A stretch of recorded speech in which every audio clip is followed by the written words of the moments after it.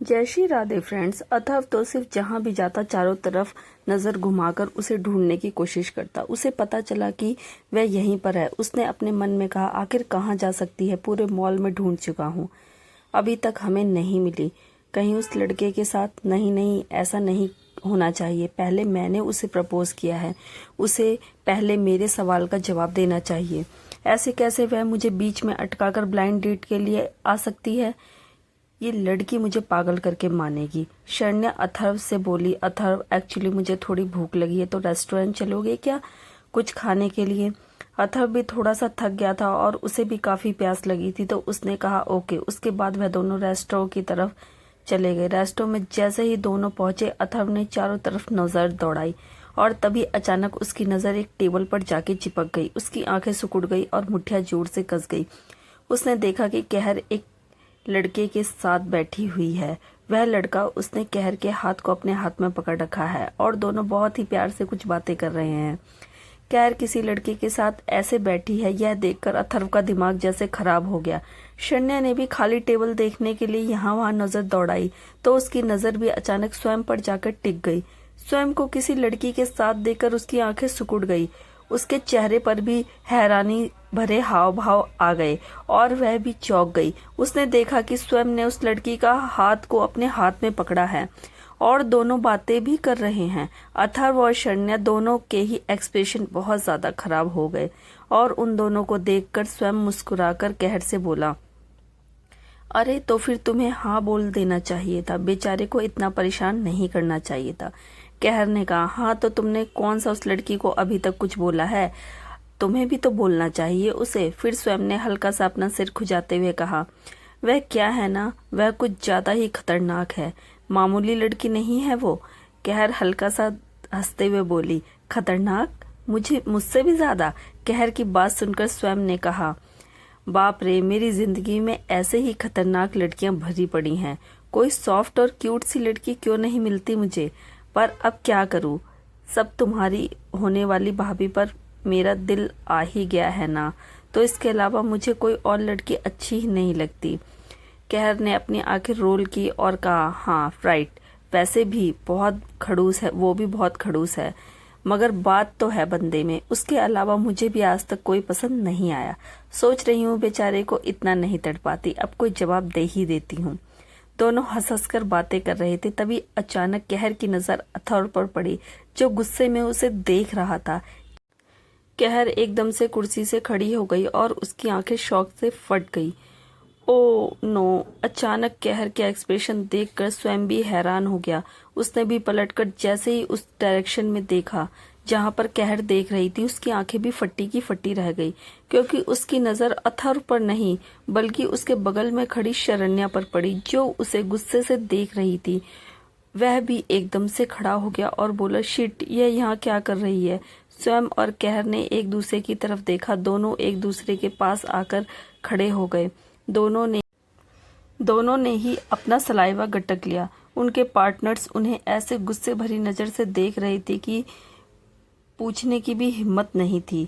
तभी उसकी नजर उसके बगल में खड़े इंसान पर पड़ी, जो गुस्से में एक दूसरे को देख रहे थे। यानी कि स्वयं की नजर अथर्व पर पड़ी और कहर की नजर शरण्या पर। कहर ने कहा, यह लड़की कौन है? स्वयं ने जवाब दिया, तुम्हारी होने वाली भाभी। लेकिन यह लड़का कौन है इसके बगल में? इस बात पर कहर ने अपना सलाइवा गटका और बोली, तुम्हारे होने वाले जीजू, जो क्या पता अब होगा भी या नहीं। स्वयं ने भी कहा, सेम हेयर। दोनों ने एक दूसरे की तरफ देखा और फिर रोने जैसी शक्ल बना ली। अथर्व और शरण्या इतने गुस्से में थे कि तुरंत वहां से चले गए। कहर ने अपना सर पकड़कर कहा, मनाना पड़ेगा यार, गलत फहमी हो गई। स्वयं भी तुरंत दरवाजे की तरफ भागते हुए बोला, मेरी वाली तो आसानी से मानेगी भी नहीं। वह दोनों अपने अपने पार्टनर्स के पीछे भाग गए, उन्हें मनाने के लिए और उनकी गलतफहमी को दूर करने के लिए। मगर अथर्व और शरण्या गुस्से में वहां से निकल चुके थे। अथर्व काफी गुस्से में था और वह गुस्से से मॉल से बाहर निकल जाता है। कहर, जो कि उसके पीछे पीछे भागकर वहां पर पहुंचती है, उसकी गाड़ी को रोकने के लिए उसकी तरफ दौड़ने की कोशिश करती है, मगर अथर्व गाड़ी लेकर निकल जाता है। कहर थोड़ा परेशान होकर बोली, अरे यार, यह मोगैम्बो तो बहुत ज्यादा गुस्सा हो गया, जल्दी से उसे मनाना पड़ेगा, वरना पता नहीं क्या कर लेगा। दूसरी तरफ शरण्या के पीछे पीछे तेजी से चलता हुआ बोला, अरे यार, लेकिन मेरी बात तो सुनो, तुम तो कुछ सुन ही नहीं रही हो। शरण्या, रुको तो यार। स्वयं ने जैसे ही शरण्या के हाथ पकड़ा, शरण्या ने एक झटके से स्वयं के हाथ को अपने हाथ से दूर किया और गुस्से से खा जाने वाली नजरों से स्वयं की तरफ देखा। शरण्या का इतना खतरनाक रूप देखकर स्वयं ने अपना सलाइवा गटक लिया। शरण्या स्वयं से बोली, दूर रहो मुझसे, समझे? स्वयं ने कहा, पर तुम इतना गुस्सा क्यों हो रही हो? शरण्या इरिटेट होकर बोली, मैं गुस्सा नहीं हूँ और मुझे तुमसे कोई फर्क भी नहीं पड़ता, समझे? यह बोलकर शरण्या वहां से जाने लगी। वह स्वयं ने उसका हाथ एकदम से पकड़ लिया। शरण्या गुस्से में हाथ को पीछे करती है, पर स्वयं इतनी मजबूती से उसके हाथ को पकड़कर रखता है कि शरण्या अपना हाथ हिला तक नहीं पाती।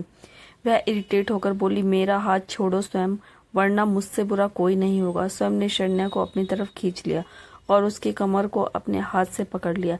शरण्या हैरान हो गई जब वह एकदम से स्वयं के सीने पर आ गई थी। स्वयं शरण्या की आंखों में देखते हुए बड़े नटखट अंदाज में बोला, मुझे उस लड़की के साथ देखकर तुम्हें इतना गुस्सा क्यों आ रहा है? इट्स नॉट लाइक कि तुम मेरी गर्लफ्रेंड और मैं तुम्हारा बॉयफ्रेंड और तुमने मुझे चीट करते हुए पकड़ लिया। तुम्हारे अंदर से जेलिसी की जबरदस्त बू आ रही है। तो क्या मैं ये समझूं कि शरण्या मैडम के दिल में मेरे लिए फीलिंग्स आने लगी हैं? स्वयं की बात सुनकर शरण्या की आंखें बड़ी हो गई। सीक्रेटली उसका दिल बहुत जोर जोर से धड़क रहा था। स्वयं बहुत अच्छे से सुन सकता था, पर शरण्या इरिटेट होकर उसे पीछे धकेलने की कोशिश करते हुए बोली, छोड़ो मुझे, दूर हटो मुझसे। स्वयं ने आंखें रोल की और कहा, कम ऑन, आखिर तुम्हें इतना मुश्किल क्यों हो रहा है यह मानने में कि तुम एक ठरकी प्ले बॉय के प्यार में गिर गई हो? अगर यह बात मान जाओगी तो तुम्हारा ईगो हर्ट हो जाएगा ना? शरण्या ने अपनी आंखों को कड़क करते हुए कहा, मैंने कहा ना, मुझे छोड़ो स्वयं, वरना मुझसे बुरा कोई भी नहीं होगा। स्वयं ने मुस्कुराकर शरण्या के चेहरे को अपने चेहरे के करीब लाते हुए कहा, तो फिर बोलो कि तुम्हें जलन हुई मुझे किसी और लड़की के साथ देखकर? शरण्या को काफी गुस्सा आ रहा था। उसे अपनी नजरों को दूसरी तरफ फेर लिया। वह स्वयं की आंखों में नहीं देखना चाहती थी। उसने सिर्फ इतना कहा, गलत फहमी है तुम्हारी, मुझे तुमसे और उस तुम्हारी सो कॉल्ड विक्टिम से कोई फर्क नहीं पड़ता। पता नहीं लड़कियां इतनी अंधी क्यों हो जाती हैं। तुम जैसे लड़कों के से कोई प्यार कैसे कर सकता है? इस बात पर स्वयं अपने आईब्रोज को ऊपर उठा लेता है और कहता है, यह सवाल तो तुम्हें अपने आप से भी पूछना चाहिए, क्योंकि फाइनली तुम भी मेरे प्यार में गिर चुकी हो।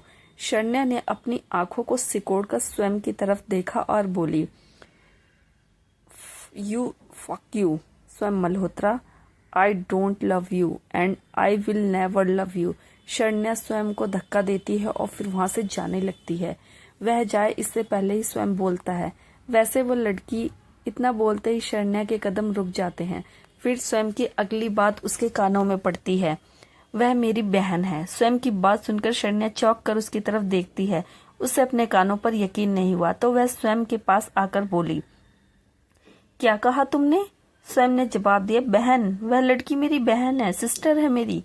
इस बात पर शरण्या अपनी आईब्रोज ऊपर उठाती है और कहती है, अपनी हर गर्लफ्रेंड को तुम यही बात बोलते हो ना? जब वह तुम्हें किसी दूसरी लड़की के साथ देख लेती है, उसे लड़की के सामने अपनी गर्लफ्रेंड को बहन बना देते हो और अपनी गर्लफ्रेंड के सामने उस लड़की को अपनी बहन बना लेते हो।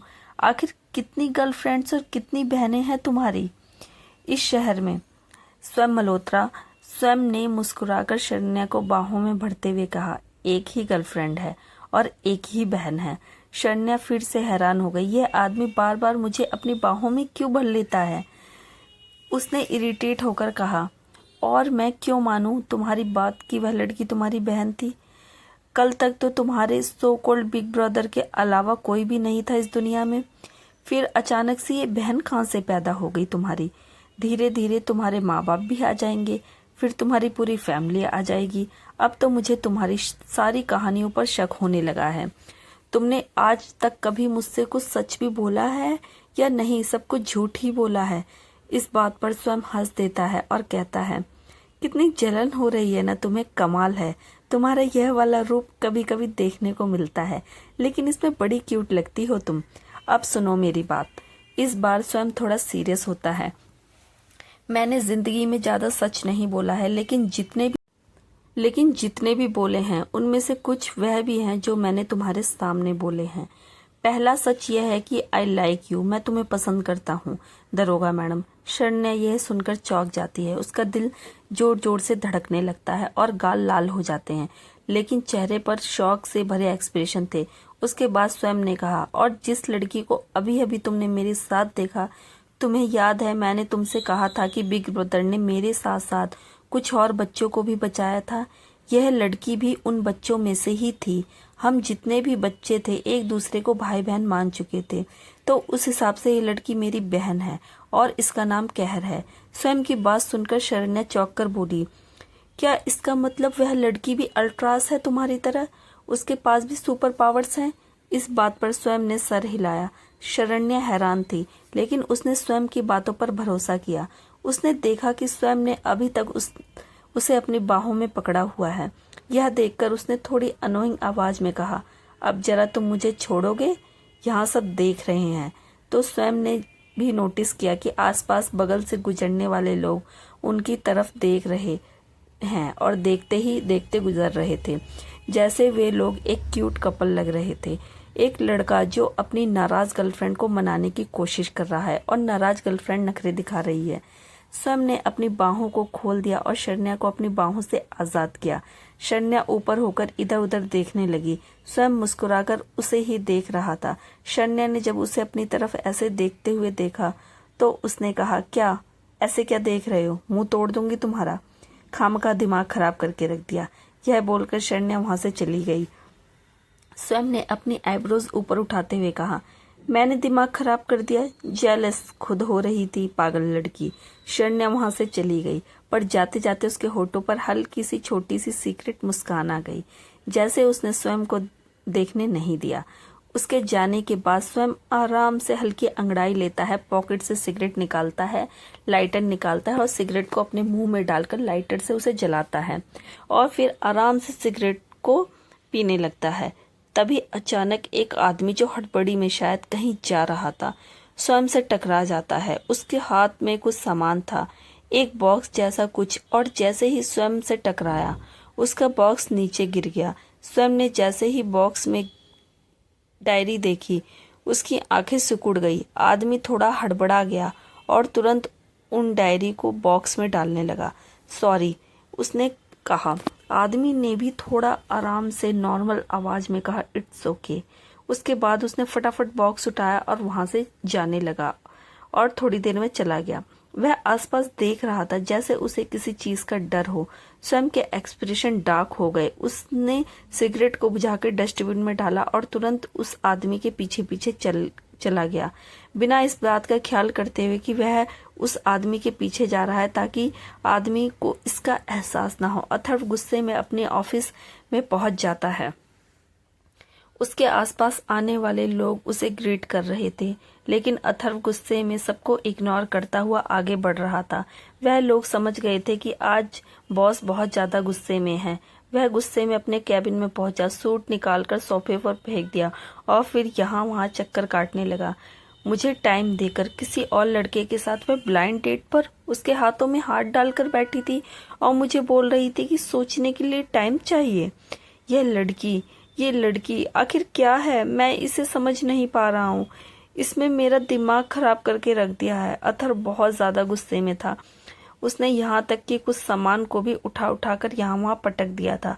कहर भागते भागते ऑफिस पहुंचती है और अब वह रिसेप्शन पर जाकर कहती है, एक्सक्यूज मी बॉस ऑफिस में आ गए। रिसेप्शनिस्ट थोड़ी सी हैरान हो गई। उसने कहर की तरफ देखा और कहा, हाँ आ तो गए हैं, मगर वह बहुत ज्यादा गुस्से में लग रहे हैं। कुछ हुआ है क्या? कहर समझ गई कि आज तो उसकी वोट लगने वाली है। उसने कहा, नहीं, बस वह थोड़ी बिजनेस की प्रॉब्लम थी, बाकी सब तो ठीक है। उसके बाद कहर अथर्व के कैबिन की तरफ जाने लगी। अथर्व के कैबिन के पास पहुंचकर वह बाहर खड़े होकर उसने गहरी गहरी सांस लेकर अपने आप को थोड़ा संभालने की कोशिश की। उसके बाद वह दरवाजा खोलकर अंदर आ गई। अंदर सिर्फ अथर्व था जो सोफे पर बैठा हुआ था और अपने सर को अपने हाथों में पकड़े हुए था। काफी गुस्से में लग रहा था। सामान जो था ऑफिस का इधर उधर पड़ा हुआ था। यह देखकर कहर समझ गई थी आज तो मोगैम्बो रुद्र अवतार में है। कहर ने फटाफट दरवाजा बंद किया और वह अथर्व के पास आकर खड़ी हो गई। अथर्व ने जब कहर के पैरों को देखा तो उसने नजर उठाकर कहर की तरफ देखा जो वहां पर खड़ी थी। कहर को देखकर उसे और भी ज्यादा गुस्सा आने लगा और तुरंत खड़ा होकर बोला, गेट आउट। कहर ने एक गहरी सांस लेकर कहा, अरे लेकिन क्यों? अथर्व ने गुस्से में कहा, मैंने कहा ना गेट आउट। कहर ने जवाब दिया, लेकिन मेरी बात तो सुनो यार, तुम तो कुछ बोल ही नहीं रहे हो। अथर्व ने इरिटेट होकर कहा, तुम्हारी बात क्यों सुनूं मैं? तुम्हारी बात 1 हफ्ते से बोलने के लिए बोल रहा था तो तुमसे बोला नहीं गया, और अब जब मैं खुद अपनी आंखों से तुम्हें किसी और लड़के के साथ उसके हाथों में हाथ डालकर बड़े ही प्यार से उससे बात करते हुए देख लिया तो तुम्हारी चोरी पकड़ ली। तो अब तो तुम मुझे सफाई दोगी ही ना? मुझे तुम्हारी सफाई की कोई जरूरत नहीं है, चुपचाप चली जाओ यहाँ से। मेरा बहुत ज्यादा दिमाग ऑलरेडी खराब हो चुका है और अब मैं नहीं चाहता कि मैं गुस्से में कोई भी बदतमीजी कर दूं, क्योंकि मैं औरतों के साथ तमीज से पेश आता हूँ। कहर चुपचाप चली जाओ यहाँ से। कहर ने महसूस कर लिया था कि अथर्व हद से ज्यादा गुस्से में है। उसने कहा, मैं नहीं जाऊंगी। कहर के इतना बोलने पर अथर्व हैरान हुआ और बहुत ज्यादा गुस्से में भी था। उसने कहा, क्यों नहीं जाओगी? कहर ने जवाब दिया, क्योंकि तुम्हें कुछ गलतफहमी हुई है और मैं उस गलतफहमी को दूर किए बिना यहाँ से बिल्कुल भी नहीं जाऊंगी। अथर्व इरिटेट होकर बोला, गलतफहमी? मेरी आंखों से देखा है मैंने वह सब कुछ, और तुम कह रही हो कि मुझे गलतफहमी हुई है? कहर ने थोड़ा कदम आगे बढ़ाते हुए कहा, कभी कभी कानों से सुना हुआ और आंखों से देखा हुआ भी गलत हो सकता है। तुम्हें ऐसा क्यों लगता है कि वह सब कुछ सच था, या तुम जैसा सोच रहे हो एकदम वैसा ही था? अथर्व ने जवाब दिया, क्योंकि तुमने कहा कि तुम ब्लाइंड डेट पर हो। वह लड़का तुम्हारे लिए तुम्हारी ब्लाइंड डेट पर था, तुम्हारे पास बैठा था और उसने तुम्हारा हाथ पकड़ के रखा था। अब तुम ही मुझे बताओ कि मुझे क्या सोचना चाहिए और क्या मैं गलत सोच रहा हूँ, और इसमें गलतफहमी वाली कौन सी बात है? कहर कुछ सेकंड तक चुप हो गई। वैसे अथर्व की बात सही भी थी। अगर अथर्व की जगह कहर होती ऐसी सिचुएशन में तो वह भी यही समझती। उसने गहरी सांस लेकर अथर्व से कहा, मैं मानती हूँ कि तुमने जो देखा उस हिसाब से तुमने जो समझा वह गलत नहीं था, लेकिन सच्चाई कुछ और है। अथर्व ने इरिटेट होते हुए कहा, मुझे नहीं जानना है। तुम प्लीज इस वक्त मेरी आंखों के सामने से चली जाओ। मैं अकेले रहना चाहता हूँ। अथर्व मुंह फेर कर खड़ा हो गया। कहर कुछ सेकंड तक खड़ी रही और फिर अचानक अथर्व ने महसूस किया कि कहर ने उसे पलट दिया और उसे एक धक्का दिया। अथर्व सोफे पर गिर गया और हैरान होकर बोला, ये क्या कर रही हो तुम? मगर वह कुछ भी कर पाता या खड़ा हो पाता उससे पहले ही कहर उसके ऊपर चढ़ गई। उसके दोनों हाथों को पकड़कर पीछे की तरफ कर दिया और अपनी बॉडी को उसके ऊपर झुका लिया। दोनों के चेहरे करीब आ गए थे। अथर्व की सांस हलक में अटक गई थी और आंखें बड़ी हो गई थी। उसने कहर से ये उम्मीद बिल्कुल भी नहीं की थी। यह लड़की आखिर करना क्या चाहती है? अथर्व ने कहा, क्या कर रही हो तुम? कहर अपने चेहरे को अथर्व के चेहरे के पास लेकर आई और बोली, हाँ। कहर की बात सुनकर अथर्व ने अपनी आंखों को सिकोड़ लिया। वह कंफ्यूज नजर आ रहा था। उसने कहा, क्या मतलब हाँ? कहर हल्का सा मुस्कुराई और फिर बोली, तुमने जवाब मांगा था ना, मेरा जवाब है ये, हाँ। I accept you is my boyfriend. I want to date you. I want to love you. I love you. कहर की बात सुनकर अथर्व का मुंह खुला का खुला रह गया। उसे अपने कानों पर यकीन नहीं हो रहा था। वह इतना हैरान था कि बस कहर को देखता रहा। कहर ने उसे ऐसे देखते हुए कहा, अब कुछ बोलोगे? कहर की बात सुनकर वह थोड़ा होश में आया और बोला, लेकिन वो लड़का? कहर ने अपनी आंखें रोल की और कहा, यह आदमी भी ना? फिर कहर ने बताया, वह कोई मेरी ब्लाइंड डेट नहीं थी। वह तो मैंने बस तुम्हें इरिटेट करने के लिए बोला था। वह लड़का मेरा एक पुराना फ्रेंड है। मैं उसे भाई बोलती हूँ। वह उन्हीं बच्चों में से है जो एक्सपेरिमेंट के दौरान मेरे साथ वहां पे फंसे हुए थे और बचकर भागे थे। सिर्फ हम कुछ ही बच्चे बचे थे जो एक दूसरे के साथ भागे थे। वह सब मुझे बहन बोलते हैं और मैं उनको अपना भाई बोलती हूँ, तो वो लड़का मेरा भाई था। यह सुनकर अथर्व अपनी आईब्रोज को ऊपर उठा लेता है। भाई? फिर अथर्व ने कहा, तुमने ये बात मुझे पहले क्यों नहीं बताई? इस बात पर कहर इरिटेट होकर बोली, तुम कुछ बोलने कहाँ देते हो? मैं कब से बोल रही थी मुझे बोलने का मौका दो, मेरी बात सुनो, मगर तुम हो कि मुझे मौका दे ही नहीं रहे थे, बस गुस्से में सांप की तरह फुंकार मारे जा रहे हो। इस बात पर कहर ने अपनी आंखों को सिकोड़ते हुए कहा, सांप की तरह फुंकार मार रहा हूँ? अब मेरी गर्लफ्रेंड किसी और के हाथ को पकड़कर बैठी है पब्लिक में और मुझे जलन ना हो? इस बात पर अथर्व ने अपने निचले होठ को थोड़ा सा दांतों के नीचे दबाया और फिर कहा, सॉरी, जानबूझकर तुम्हें इरिटेट करने के लिए बोला था। अथर्व ने अपने हाथों को कहर के हाथों से आजाद करा के उसे पीछे किया, उसकी पीठ पर अपना हाथ रखकर कहर को करीब लेकर आया। दोनों इतने करीब आ गए कि दोनों को एक दूसरे की सांसों की गर्माहट एक दूसरे की होठों पर महसूस होने लगी। अथर्व ने कहा, ऐसे नहीं, तुम्हें सॉरी कुछ ऐसा बोलना होगा कि मैं मान ही जाऊं और रिजेक्ट ना कर पाऊं। हमारे रिलेशनशिप में ये हमारा पहला झगड़ा है। मैं नाराज हूं तुमसे और एक अच्छी गर्लफ्रेंड होने के नाते तुम्हारा फर्ज है कि तुम मुझे प्यार से मनाओ। अथर्व की यह बात बहुत सैंडिक तरीके से बोली। कहर के पेट में तितलियां उड़ने लगी और मुंह और चेहरा लाल हो गया। फिर उसने कहा, ऑल राइट, लेकिन ये पहली और आखिरी बार समझना, आइंदा इस तरह की माफी की उम्मीद में मुझसे बार बार नाराज मत होने लगना। अथर्व का चेहरा मुस्कुराया और फिर अगले ही पल कहर ने अपने होठों को अथर्व के होठ पर रख दिया। अथर्व ने कहर को अपनी बाहों में भर लिया और पैशनेटली दोनों एक दूसरे को किस करने लगे। दोनों एक दूसरे को किस करते करते एक दूसरे में इतने गुम हो गए जैसे पागल से हो गए। अथर्व जैसे कहर के होठों को छोड़ना ही नहीं चाहता था। वह बहुत ज्यादा डेस्परेट और एग्रेसिव होने लगा।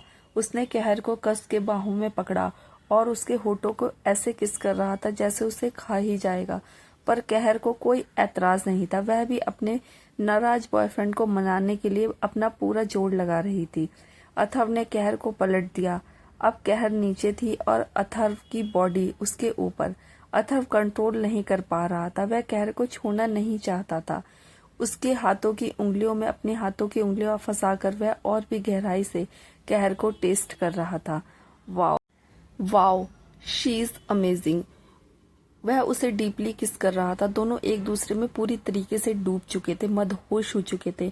उन्हें दुनिया का कोई होश नहीं था। कहर ने अपने पैरों को अथर्व के पैरों के साथ मसलना शुरू किया। वो बेचैन हो रही थी। दोनों की धड़कनें आसमान पर थी और कहर के रोंगटे ही खड़े हो गए थे। तभी अचानक कैबिन का दरवाजा खुला और खुशी कैबिन के अंदर आकर बोली, अथर्व, वो मैं बोल रही थी कि ये। तभी अचानक उसके हाथों में पड़ी हुई फाइल धड़ाम से जमीन पर गिर गई और उसकी आंखें फटी रह गई। खुशी की आंखें फटी की फटी रह गई। अचानक उसकी आवाज सुनकर एकदम से अथर्व कहर, जो एक दूसरे को किस कर रहे थे, एक झटके से किस ब्रेक करके दरवाजे की तरफ देखने लगते हैं। खुशी को देखते ही दोनों की आंखें फटी की फटी रह जाती हैं। अथर्व एकदम से हड़बड़ा जाता है और कहर के ऊपर से धड़ाम से जमीन पर गिर जाता है। एकदम से कहर भी खड़ी हो जाती है। दोनों एक दूसरे के अगल बगल खड़े होते हैं। दोनों शॉक थे और उनसे भी ज्यादा शॉक थी खुशी। उन्हें इस हालत में देखकर दोनों इतने शर्मिंदा हो जाते हैं कि नजरें चुराने लगते हैं। खुशी से तो नजर मिला ही नहीं पाते, बस जमीन में देखने लगते हैं, अगल बगल देखने लगते हैं। दोनों को इतना शर्मिंदा देखकर खुशी अपनी आईब्रोज ऊपर उठा लेती है। अथर्व कुछ बोलने की कोशिश करता है। आप यहाँ कैसे? अथर्व हकलाने लगता है। उसका हकलाना काफी फनी लग रहा था। कहर तो पहले ही पानी पानी हो रही थी, अब और यहाँ पर नहीं रुक सकती थी, इसलिए वह तुरंत दोनों से एक्सक्यूज लेकर वहां से भाग जाती है। अथर्व काफी शर्मिंदा होकर खड़ा रहता है और खुशी अपने निचले होठों को दांतों के नीचे दबा लेती है। अपने भाई की ऐसी हालत देखकर उसका हंसने का मन कर रहा था, पर इस वक्त वह सिचुएशन को और ज्यादा ऑकवर्ड नहीं बनाना चाहती थी, तो उसने सिर्फ इतना कहा, फाइल देने आई थी, बाद में मिलती हूँ। यह बोलकर खुशी अपने कैबिन में चली गई, पर जाते जाते उसने अपने मुंह पर हाथ रख लिया, जैसे अपनी हंसी को रोकने की कोशिश कर रही हो। वह कोई छोटी बच्ची नहीं थी। अथर्व और कहर की नोकझोंक से वह पहले ही समझ गई थी कि दोनों के बीच गजब की केमिस्ट्री है, और कहीं न कहीं उसे आइडिया भी हो गया था कि फ्यूचर में दोनों के साथ होने की संभावनाएं काफी ज्यादा हैं। मगर इस तरह से उसने उम्मीद नहीं की थी। उसका भाई, जो बहुत कोल्ड हार्टेड और लड़कियों से दूर रहने वाला बनता था, आज यह हरकत कर रहा था। खुशी के जाने के बाद अथर्व ने अपनी आंखें कसकर बंद की, अपने सर पर 4-5 थप्पड़ मारे। वह काफी शर्मिंदा महसूस कर रहा था, मगर वह इस बात को लेकर खुश था कि कहर ने उसके प्रपोजल को एक्सेप्ट कर लिया। दूसरी तरफ कहर भी सीढ़ियों से भाग रही थी। उसे काफी शर्म आ रही थी। वह बिना आगे देखे भाग रही थी, तभी अचानक वह किसी से टकरा गई। ओह, आई एम रियली सॉरी। उसने देखा कि एक आदमी ने हाथ में कुछ पार्सल लिए हुए थे, और कहर से टकराने से वह सारा सामान नीचे गिर गया था।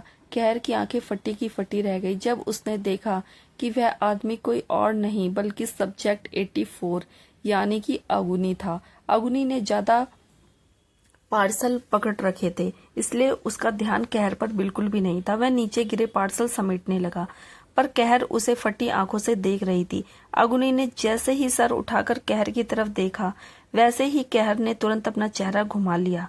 अगुनी कंफ्यूज होकर बोला, थोड़ा देख कर चला करो, तुम्हें लग सकती थी। तुम ठीक हो?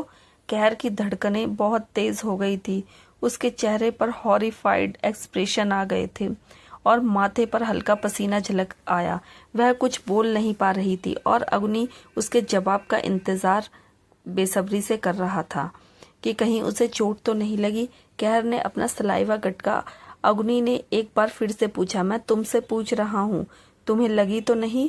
पर कहर क्या जवाब देती। अग्नि खड़ा हो गया। उसने कहर के कंधों पर हाथ रखने के लिए हाथ आगे बढ़ाया ही था कि तभी उसका फोन बजने लगा। अग्नि ने तुरंत अपना फोन निकाला और देखा खुशी उसे कॉल कर रही थी। उसने फौरन कॉल रिसीव करके कहा, हाँ बस मैं पार्सल लेके पहुंच रहा हूँ। उसने फटाफट पार्सल उठाए। कहर वैसे की वैसी ही खड़ी रही। अग्नि बड़ी अजीब नजरों से उसे देखते हुए सोचने लगा, अजीब लड़की है। फिर वह पार्सल लेकर वहां से चला गया। अग्नि के जाते ही कहर ने लंबी लंबी सांसें लेना शुरू कर दिया। ऐसा लगा जैसे उसने काफी वक्त तक अपनी सांस को रोक के रखा था। उसका दिल बहुत जोर जोर से धड़क रहा था। उसने उस डायरेक्शन में देखा जहां से अग्नि चला गया था और फिर फटाफट वहां से भाग गई। आज तो बाल बाल बच गई। अगर अग्नि ने उसे पहचान लिया होता तो पता नहीं क्या होता। दूसरी तरफ स्वयं ने जैसे ही उसे डायरी वाले इंसान को देखा तो वह तुरंत उसका पीछा करना शुरू कर दिया। पीछा करते करते उसे वह इंसान एक ऐसी जगह पर ले आया जो काफी अजीब थी। एक टूटा फूटा सा अंडरग्राउंड था। वह आदमी बचा बचा कर आगे पीछे देख देख कर चल रहा था, पर उसे वहां पर कोई भी चीज नहीं दिख रही थी, तो उसे राहत थी। उसने जल्द ही अपने अड्डे पर पहुंच जाता है। स्वयं उस अड्डे को छुपकर देखता है और जल्द ही वो अड्डे के अंदर घुस जाता है। यहाँ पर काफी ज्यादा सिक्योरिटी थी, लेकिन स्वयं इतना साफ सुथरे तरीके से वहां घुसा कि उन लोगों को अंदाजा भी नहीं हुआ। वहां पर बहुत से लोग थे। वहां पर अनगिनत हथियार, बड़े बड़े बॉक्स और बोरियां रखी हुई थी। उस आदमी ने डायरी का डब्बा लिया और एक जगह पर जाकर सैकड़ों डब्बों के बीच में रख दिया। स्वयं की आंखें सिकुड़ गई। तभी उन लोगों के बीच में एक आदमी आया जो काफी लंबा चौड़ा और हट्टा कट्टा था। स्वयं ने आंखों को सुकेड़ कर उस आदमी को गौर से देखा। वो उन लोगों से कुछ बात कर रहा था। सारे सामान को यहाँ पर इकट्ठा कर दिया है ना? इस वक्त हमारे माल को बाहर रखना बहुत सुरक्षित नहीं है। पुलिस की कड़ी पहरेदारी है। जब तक मामला ठंडा नहीं हो जाता पूरा माल यहीं पर रहेगा। आदमी की आवाज बहुत डार्क और स्वयं को बहुत जानी पहचानी लग रही थी। उस आदमी की बात पर उसके चमचों ने तुरंत जवाब दिया, हमने सारे सामान को यहाँ पर स्टोर कर दिया है और सिक्योरिटी भी मजबूत है। यहाँ कोई परिंदा भी पर नहीं मार सकता। ये सुनकर स्वयं अपनी आंखें रोल करते हुए हल्की सी आवाज में बोला, सिक्योरिटी माय फुट। पर यह आदमी कौन है जो अंधेरे में खड़ा है? बहुत जाना पहचाना लग रहा है। कहीं ये वही तो नहीं जो मैं सोच रहा हूँ? स्वयं कंफ्यूजन में काफी गौर से आदमी को देखने लगा। वो आदमी 2-4 कदम आगे चलकर जैसे ही उसका चेहरा रोशनी में आया, स्वयं की आंखें बड़ी हो गई और उसका शक सही था। ये वही है जिसके बारे में वो सोच रहा था। स्वयं अपने दांत पीसते हुए बोला, भयंकर सिंह, तो यहाँ छुपे बैठे हो तुम। भयंकर सिंह इकलौता ऐसा इंसान था जिसने राजवीर, स्वयं और कहर तीनों को ही डॉक्टर ब्लैक तक पहुंचाने का काम किया था। इस आदमी से तो उन तीनों को हिसाब चुकता करना था। स्वयं ने अपना कॉल उठाया और एक खास इंसान को कॉल किया, इंसान जो इस वक्त भयंकर सिंह का गला पकड़ने को बेसब्र हो रहा था। कॉल रिसीव हुआ तो स्वयं ने तिरछा सा मुस्कुराकर कहा, कैसे हो ब्रो? तुम गैस करो मैं इस वक्त कहाँ पर हूँ? भयंकर सिंह के अड्डे पर। उसके होठों पर तिरछी सी मुस्कान आई, मगर आगे कुछ बोल पाता इससे पहले ही उसके सर में किसी ने जोर से कुछ मारा और अचानक उसके हाथ से फोन छूटकर नीचे गिर गया। सुबह सुबह नूर, वो अपने बिस्तर पर बैठी हुई थी, घुटनों को कस के अपने हाथों को दबा रखा था और काफी ज्यादा गहरी सोच में डूबी हुई थी। कुछ याद करके उसके चेहरे का बहुत अजीबोगरीब एक्सप्रेशन नजर आ रहे थे। वह याद कर रही थी वह बात जो उसके और आरजे के बीच में हुई थी। फ्लैशबैक। नूर आरजे के सामने शॉक होकर खड़ी थी। वो उससे बोली, क्या तुम राजवीर को मार दोगे? यह सुनकर ही नूर के चेहरे का रंग सफेद पड़ गया। उसकी धड़कनें तेज हो गई। वह बहुत घबरा गई थी। आरजे ने काफी डार्क आवाज में नूर से कहा, नहीं मारूंगा, बस हमेशा के लिए अपने अंदर सुला दूंगा। आरजे ने नूर की तरफ देखा जो शॉक होकर उसे देख रही थी। फिर वह नूर के पास गया, उसके दोनों कंधों पर अपने हाथों को पकड़ा और थोड़ी नरम आवाज में बोला, एक बार राजवीर हमेशा के लिए सो जाए, हमारे बीच सिर्फ वही है, मैं उसे हमारे बीच से हटा दूंगा, वह हमेशा के लिए सो जाएगा। उसके बाद हम दोनों के बीच कोई नहीं आ पाएगा, सिर्फ तुम होगी और मैं होऊंगा। मैं तुमसे बहुत प्यार करूंगा नूर, मैं तुमसे बहुत प्यार करता हूँ, बहुत ज्यादा। यह बोलकर आरजे नूर के चेहरे को अपने हाथों में पकड़कर उसे किस करने के लिए करीब करता है, मगर नूर 4 कदम पीछे हट जाती है। आरजे थोड़ा सा हैरान और कंफ्यूज हो जाता है। नूर के सांसों की रफ्तार थोड़ी तेज हो गई थी। उसने आरजे से कहा, नहीं, तुम ऐसा कैसे कर सकते हो? तुम राजवीर को कैसे मार सकते हो? तुम ऐसा नहीं कर सकते, तुम राजवीर को नहीं मार सकते। इस बात पर आरजे की आईब्रो सिकुड़ गई। उसने कहा, क्या मतलब है तुम्हारा कि मैं मार नहीं सकता? मैं क्यों नहीं मारूं उसे? नूर ने अब फैसला किया और अपने प्यार के लिए स्टैंड लेने का। तो उसने कहा, क्योंकि तुम हकीकत नहीं हो आरजे, तुम हकीकत नहीं हो, राजवीर हकीकत है, इस बॉडी पर उसका हक है, तुम उसे कैसे मार सकते हो? आरजे राजवीर को हमेशा के लिए सुला देगा। यह सुनते ही नूर पूरी तरह से शॉक हो गई थी। नहीं नहीं, ये बिल्कुल भी नहीं होना चाहिए। इस वक्त नूर का एहसास हुआ कि वो प्यार सिर्फ राजवीर से ही है। उसकी बातों को सुनकर आरजे को गुस्सा आया और उसने अपने हाथों की मुट्ठियों को जोर से भींचते हुए कहा, यह सब बकवास है, झूठ है। इस दुनिया में जिंदा रहने का हक उसे ही है जो ताकतवर है, कमजोर को कोई हक नहीं जिंदा रहने का। नूर ने कहा, क्यों हक नहीं है उसे जिंदा रहने का? और तुम्हें क्या हक है उसकी बॉडी पर कब्जा करने का?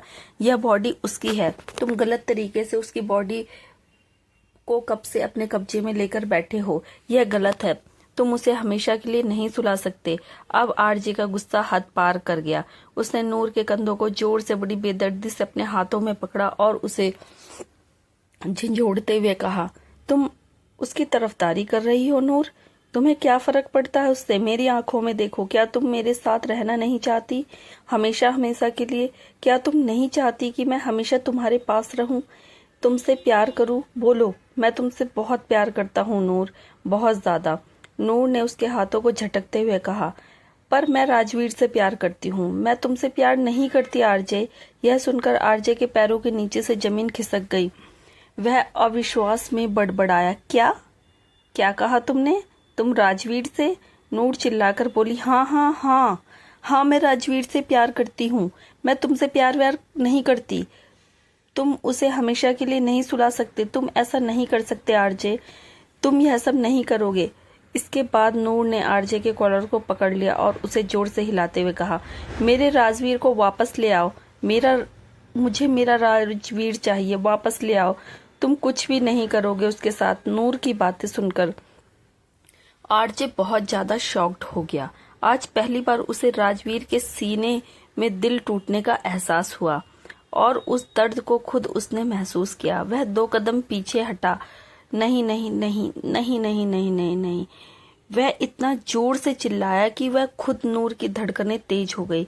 वह घबरा गई। गुस्से से आरजे नूर के पास आता है, उसके बालों को बड़ी बेदर्दी से अपनी मुट्ठी में पकड़ता है और चेहरे को करीब लेकर आता है और कहता है, क्यों क्यों उसी से क्यों हर कोई उसी से प्यार करता है। हर किसी को सिर्फ वही क्यों चाहिए, मैं क्यों नहीं। मुझे लगा था कि कम से कम तुम तो, लेकिन तुमने भी उसी से प्यार किया। नूर की आंखों में आंसू आ गए, पर उसने पूरी दृढ़ता के साथ कहा, क्योंकि ये उसका हक है, ये शरीर उसका है, तुम्हारा नहीं। और हर कोई उससे प्यार इसलिए करता है क्योंकि वो बहुत अच्छा है। इस बात पर आरजी का गुस्सा और भी ज्यादा बढ़ गया।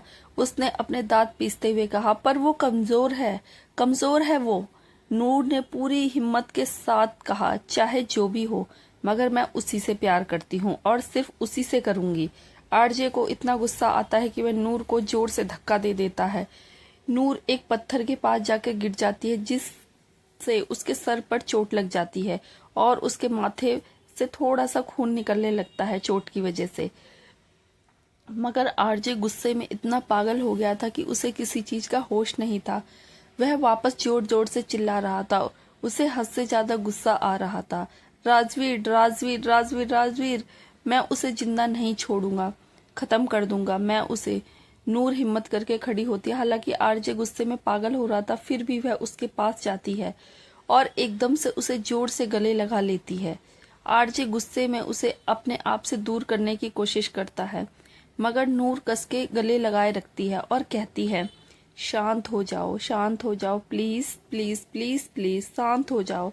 पर आरजे की आंखें गुस्से से लाल हो गई थी। नूर ने रोते हुए कहा, ऐसा नहीं है कि मैं तुमसे नफरत करती हूँ, चाहे कुछ भी हो, पर तुम दोनों एक ही हो, इसलिए मैं सिर्फ राजवीर को ही नहीं, तुम्हें भी अपना मानती हूँ। प्लीज शांत हो जाओ, प्लीज। वह जोर जोर से रोने लगती है। आरजे की सांसें बहुत तेज हो गई थी। लाख कोशिश के बाद भी उसका गुस्सा उसके काबू से बाहर हो रहा था, मगर फिर भी अपनी मुट्ठियों को जोर से भींचकर वह चुपचाप खड़ा था। नूर ने आरजे से कहा, मेरा विश्वास करो आरजे, मेरे लिए जितना राजवीर मायने रखता है, तुम भी उतने ही मायने रखते हो। तुमने मेरी जान बचाई, मेरे दिल में जो फीलिंग्स पैदा हुई वह तुमने भी की है, उन फीलिंग्स में तुम्हारा भी हिस्सा है। प्लीज मुझे समझने की कोशिश करो। मैं तुम्हें भी उतना ही पसंद करती हूँ जितना राजवीर को, लेकिन सच्चाई यही है कि राजवीर हकीकत है, तुम नहीं। फिर भी मेरे लिए तुम उसके जितने ही खास हो, उतना ही मायने रखते हो जितना कि आरजे मायने रखता है, जितना कि राजवीर मायने रखता है। आरजे की आंखों से आंसू टपकने लगे, लेकिन गुस्सा अब भी उसकी आंखों में मौजूद था। उसने अपने दांतों को पीसते हुए कहा, झूठ बोल रही हो तुम। हर कोई सिर्फ झूठ बोलता है। कोई मुझे नहीं चाहता, सबको सिर्फ वही चाहिए। किसी को मुझसे प्यार नहीं है, सबको सिर्फ उसी से प्यार है। आई हेट हिम, नफरत है मुझे उससे। आरजे नूर को अपने आप से अलग करता है। आरजे, आज के बाद अपनी शक्ल मत दिखाना मुझे, और वहां से चला जाता है। नूर दूर से चिल्लाती है, आरजे आरजे आरजे, मेरी बात तो सुनो। RJ please listen to me RJ. लेकिन वह चला गया। उसने एक बार भी पलटकर नूर की तरफ नहीं देखा। Flashback and. नूर अपने बिस्तर पर बैठी हुई थी, थोड़ी घबराई हुई, थोड़ी दुखी। उसने अपने आप से कहा, कहीं वह सच में राजवीर को उसकी आंखों में डर था। उसने धीरे से कहा, प्लीज आरजे, ऐसा मत करना, प्लीज ऐसा मत करना। फिर वह अपने पैरों में सिर छुपाकर आंसू बहाने लगती है। आह। स्वयं धीरे धीरे होश में आता है। उसे ऐसा लग रहा था जैसे उसका सर दर्द से फट रहा है। उसने धीरे धीरे आंखों को खोला और खुद को एक शीशे में के जार में बंधा हुआ पाया। उसके हाथ ऊपर की तरफ बंधे हुए थे। उसने ठीक से आंख खोलकर देखा कि वो ऑलरेडी कैप्चर कर लिया गया था। सर उठाकर उसके सामने देखा तो उसके होश उड़ गए और आंखें बड़ी हो गई। उसके ठीक सामने कोई कुर्सी के ऊपर बहुत शान से बैठा हुआ था। हाथ में सिगरेट थी जिसे वो पी रहा था और होठों पर एक शैतानी मुस्कान। हेलो बॉय, तुम्हें होश आ ही गया। वो कमीना कोई और नहीं, भयंकर सिंह था। स्वयं गुस्से से छटपटाकर उसकी तरफ देखता है। स्वयं यह चीज देखकर भी हैरान था कि उसे लग रहा था जैसे उसकी बॉडी की सारी पावर एकदम से खत्म हो गई। वह ज्यादा कुछ ताकत इस्तेमाल नहीं कर पा रहा था। अचानक उसकी बॉडी को क्या हो गया वह समझ नहीं पा रहा था। ऐसे छटपटाता हुआ देखकर भयंकर सिंह हंसने लगता है। ज्यादा छटपटाने की कोशिश मत करो बच्चे। तुम्हारे अंदर जो सीरम इंजेक्ट किया गया है उससे तुम्हारी सारी पावर्स को कुछ वक्त के लिए सील कर दिया गया है। तो तुम वैसे भी एक कमजोर इंसान के अलावा फिलहाल के लिए कुछ भी नहीं हो। वैसे मैंने कभी उम्मीद नहीं की थी कि मैं तुम्हें दोबारा देखूंगा। उस दिन जब उस लड़की को बचाने के लिए तुमने उस कंटेनर को अपने हाथों में उठाया था, उसी वक्त मैं समझ गया था कि तुम कोई आम इंसान नहीं हो। फिर तुम्हारे बारे में मुझे किसी से पता चला कि तुम असल में कौन हो। जानना नहीं चाहोगे कि तुम्हारे बारे में मुझे बताने वाला कौन था? स्वयं बस गुस्से से उसे देख रहा था। भयंकर सिंह कुर्सी से खड़ा हुआ और स्वयं के कंटेनर के पास आकर बोला, वही जिसको मैंने तुम सबको भेजा था, डॉक्टर ब्लैक। डॉक्टर ब्लैक का नाम सुनते ही स्वयं की आंखें और भी ज्यादा बड़ी हो गई। उसका दिल अचानक जोर से धड़कने लगा, आंखों में डर दिखाई देने लगा, लेकिन गुस्सा भी। भयंकर सिंह हंसते हुए बोला, हमें बहुत पहले पता चल चुका था कि तुम सब मेरी जान के पीछे पड़े हो। डॉक्टर ब्लैक ने मुझे पहले ही बता दिया था कि तुम लोग मुझ तक पहुंचने की हर मुमकिन कोशिश करोगे। हम सब भी तैयार बैठे थे तुम लोगों को अपने पंजे में कसने के लिए, और आज वो मौका आ ही गया। तुम तो आ ही गए हो तो दूसरा वाला भी आने वाला है ना। फोन तो तुमने उसे भी कर ही दिया होगा ना। अच्छा है, बढ़िया है। अब तुम दोनों जहां से भागे थे वहीं वापस लौटने का वक्त आ गया है। स्वयं अपना सलाइवा गटक लेता है। वो सोचता है, इसका मतलब ये कि ये इनकी चाल थी मुझे और राजवीर को पकड़ने के लिए। स्वयं सोच भी नहीं सकता था कि वह खुद किसी के जाल में फंस रहे हैं। अपने मन ही मन में बोला, ओ नो, मैंने तो आरजे को कॉल करके बता भी दिया। अगर वो यहाँ पर आया तो राजवीर के लिए बहुत बड़ी प्रॉब्लम हो जाएगी। मैं तो ऑलरेडी फंस चुका हूँ, लेकिन राजवीर, ओ गॉड, ये मैंने क्या कर दिया। स्वयं को इतना टेंशन में देखकर भयंकर सिंह हंसते हुए बोला, अब इतना सोचने का, इतनी टेंशन लेने का कोई फायदा नहीं। तुम तो पकड़े जा चुके हो और जल्दी वह भी पकड़ा जाएगा। भयंकर सिंह वापस अपने आदमियों के पास जाकर बोला, सारी सिक्योरिटी को हटा दो, हमारे मेहमानों का हमें अच्छे से स्वागत करना है। उसके बाद आराम से भयंकर सिंह राजवीर के वहां पर आने का इंतजार करने लगा। वहीं दूसरी तरफ स्वयं अपने मन में सोच रहा था, नहीं राजवीर, प्लीज कुछ भी हो जाए यहाँ मत आना। गॉड प्लीज यहाँ मत आना। Big brother, where are you. दूसरी तरफ एक आदमी उस अंडरग्राउंड जगह पर पहुंचता है। उसकी डार्क आंखें चारों तरफ नजरें गड़ाई हुई थी और वो आगे बढ़ रहा था। वो और कोई नहीं, राजवीर था। आज वह यहाँ पर आया था अपना बदला लेने के लिए, उस आदमी से जिसने उसे बेच दिया था, डॉक्टर ब्लैक को, जिसने उसकी पूरी फैमिली को अपने हाथों से खत्म कर दिया था, वो भी बड़ी बेदर्दी से। राजवीर की आंखें बहुत डार्क थी और उसकी आंखों में गुस्सा और बदले की आग जल रही थी।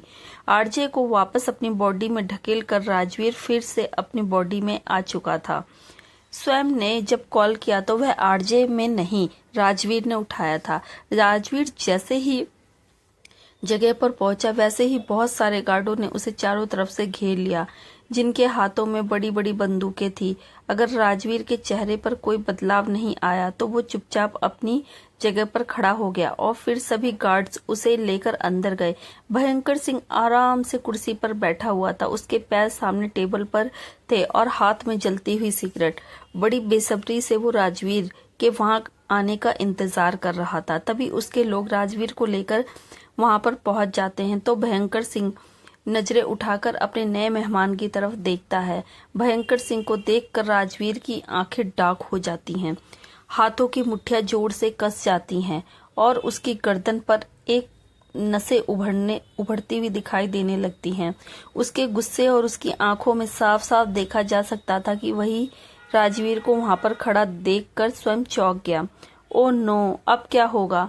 राजवीर जिस तरह से गुस्से में भयंकर सिंह को देख रहा था, भयंकर सिंह कुर्सी से खड़ा हुआ और राजवीर के पास जाकर उसके सामने खड़ा हो गया। राजवीर भयंकर सिंह की तरफ अटैक करने के लिए बढ़ने ही वाला था कि तभी भयंकर सिंह ने उसे रोकते हुए कहा, अरे रुको रुको, इतनी जल्दी क्या है राजवीर। राजवीर के कदम रुक गए, मगर उसकी आंखें और ज्यादा डार्क हो गई और वह और ज्यादा खतरनाक लग रहा था। इस आदमी को देखते ही बचपन का भयंकर मंजर उसकी आंखों के सामने नजर आ गया। वह उस जब उसने अपनी आंखों के सामने अपनी पूरी फैमिली को मरते हुए देखा था। इसी आदमी ने मारा था उनको, इसी की वजह से वो सारे मर गए थे और इसी आदमी ने उसे बेच दिया था। भयंकर सिंह ने स्वयं की तरफ इशारा करते हुए कहा, तुम्हारा प्यारा दोस्त इस वक्त हमारे कैद में है। यहाँ तुमने मुझे उंगली भी लगाई और वहाँ उसका हाथ काट दिया जाएगा। जो भी करो जरा सोच समझ के करना। मैं जानता हूँ मुझे मारने के लिए तुम बेसब्र हो रहे हो, पर मुझे नहीं लगता कि तुम अपने छोटे भाई जैसे दोस्त को मेरे बदले खोना पसंद करोगे। वैसे ही तुम्हारी फैमिली को तो मैं खत्म कर चुका हूँ, क्या अपने दोस्त को भी मरते हुए देखना चाहते हो? राजवीर ने स्वयं की तरफ देखा। वो हैरान था। स्वयं की हालत उन लोगों ने काफी खराब कर रखी थी। वो ठीक से खड़ा भी नहीं हो पा रहा था। बस उसके हाथ ऊपर बंधे हुए थे और वो जैसे लटक रहा था। वो बड़ी मुश्किल से अपना सर उठाकर राजवीर की तरफ देख पा रहा था। अपने गुस्से को कंट्रोल कर राजवीर अपनी जगह पर खड़ा रहा। उसने भयंकर सिंह की तरफ देखा। भयंकर सिंह ने राजवीर को देखकर कहा, पता नहीं उस रोज तुम कैसे बच गए, पर सही है, तुम्हारे बचने का ना मुझे अब दूसरी बार फायदा होने वाला है।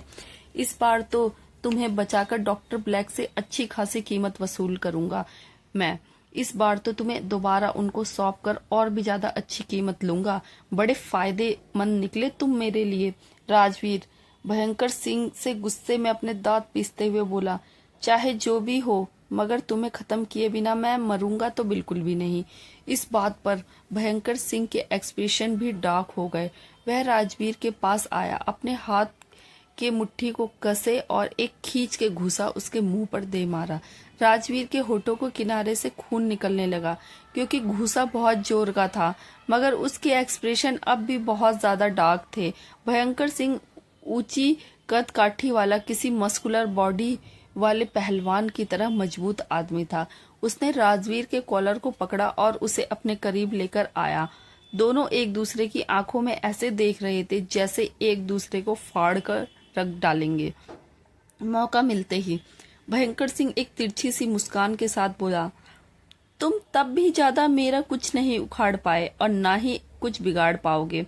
देखता हूँ तुम क्या कर सकते हो। चलो तुम्हें एक मौका देता हूँ। मैंने तुम्हारे लिए कुछ खास मेहमानों का इंतजाम किया है। देखना नहीं चाहोगे उन लोगों को? तभी भयंकर सिंह ने एक डायरेक्शन में देखा। उसकी आंखों को फॉलो करते हुए जब राजवीर और स्वयं ने उस तरफ देखा तो उनकी दोनों आंखें फटी की फटी रह गई। अब तो बचना हद से ज्यादा मुश्किल होने वाला है।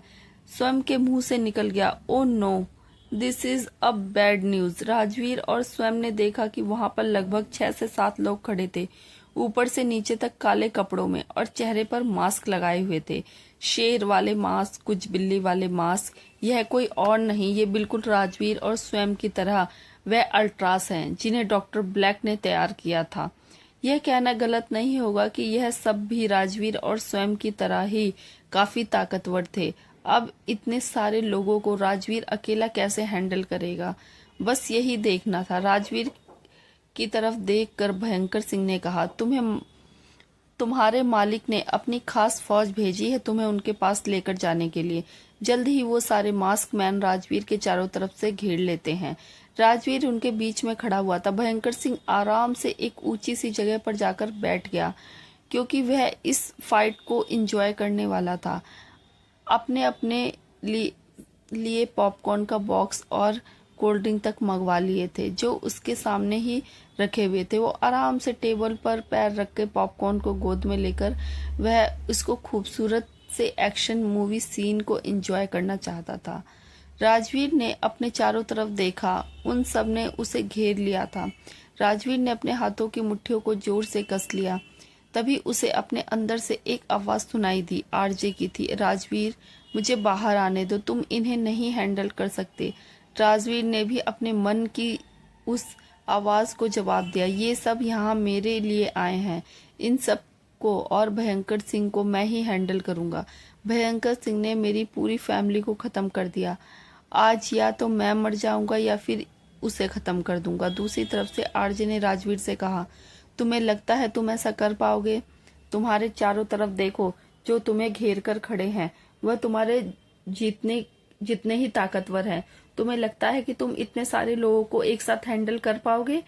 बेवकूफ मत बनो, मुझे बाहर आने दो, भयंकर सिंह को खत्म करने दो। राजवीर ने कहा, तुम कौन होते हो ऐसा करने वाले? उसने मेरे परिवार को खत्म किया है और इसका बदला मैं ही लूंगा। आरजे ने कहा, लगता है एक बार फिर से तुमने मौत का रास्ता चुना है। Good, very good, all the best. चारों तरफ खड़े मास्क मैन धीरे धीरे राजवीर की ओर बढ़ने लगे। To the continue. हर हर महादेव। दोस्तों प्लीज वीडियो को लाइक जरूर करें, कमेंट करें अच्छे अच्छे। ना ही तो आप लाइक करते ना ही कमेंट करते हैं। प्लीज दोस्तों, हम आपके लिए इतनी मेहनत करते हैं, आप एक लाइक और एक कमेंट